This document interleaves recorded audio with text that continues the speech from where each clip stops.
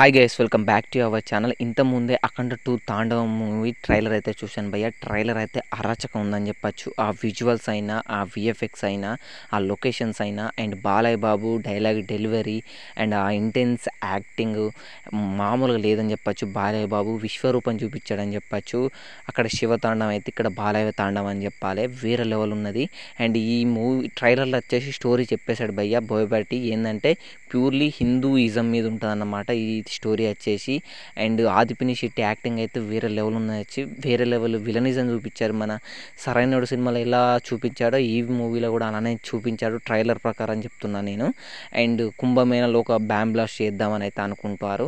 And ఇదైతే చూపించారు భయ్య. నాకైతే ఓవరాల్గా ట్రైలర్ అయితే నచ్చింది భయ్య. అండ్ దీంట్లో నాకు తమ్మన్ భయ్య కొట్టిన బీజం అండ్ బాలయ్య బాబు యాక్టింగ్, ఇక మనకు బాలయ్య బాబు సినిమా బోయపాటి సినిమా అంటే ఖచ్చితంగా డైలాగ్స్ అయితే వేరే లెవెల్గా ఉంటాయని చెప్పచ్చు. అండ్ ఆ డైలాగ్స్ అయితే కేక్ ఉన్నాయని చెప్పచ్చు భయ్య. అండ్ అఖండ 1 మూవీకి అండ్ ఈ అఖండ 2 మూవీకి అసలు సంబంధం లేనట్టే ఉన్నది భయ్య ట్రైలర్లో చూస్తే. అండ్ మీరు ఒకవేళ ట్రైలర్ చూస్తే మీకు ఎలా అనిపించిందో వీడియో కింద కామెంట్ చేయండి బాలయ్య బాబు ఫ్యాన్స్.